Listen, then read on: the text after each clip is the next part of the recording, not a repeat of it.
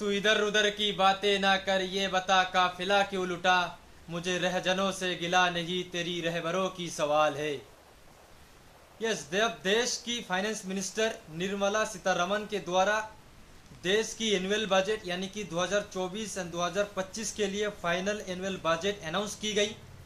और इस साल की budget, total budget 48.21 lakh crore rupees की। और इस टोटल बजट की 13% यानी कि 6,21,914 करोड़ 40 करोड़ हमारी देश की डिफेंसिव सेक्शन में खर्च किए जाएंगे।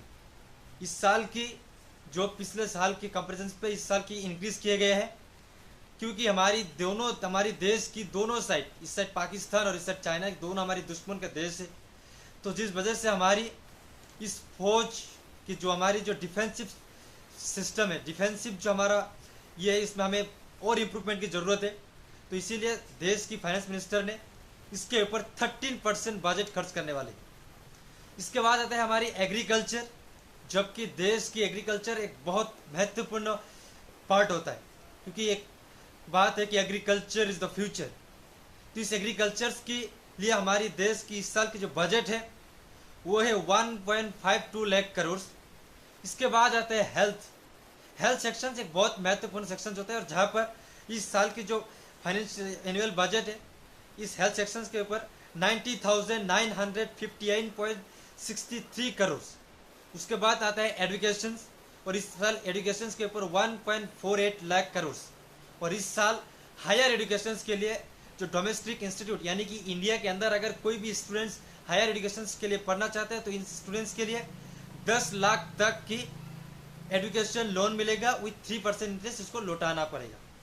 अब देखिए देश की इस महत्वपूर्ण के ऊपर मैं जो पहले इस वीडियोस के शुरुआत में जो शायरी कहा कि इधर उधर की बातें न कर, ये बता काफिला क्यों लुटा।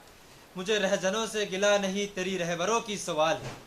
ये तो हमारी टॉप उस चीज़ों के ऊपर जो हमारी देश की फाइनेंस मिनिस्टर ने बजट के अनाउंस किया, और बहुत सारी सेक्शंस है जहाँ पर हमारी इस साल की बजट सरकार ने अनाउंस किया। और अगर पूरा बजट यहाँ पर डिस्कस करना चाहूँगा तो बहुत लंबा हो जाएंगे वीडियो।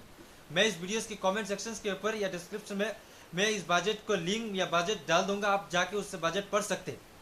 और स्टेट डेवलपमेंट के हिसाब से अगर देखिए तो इस साल सबसे ज़्यादा जो स्टेट डेवलपमेंट के लिए जो फंड मिला है वो मिला है आंध्र प्रदेश को।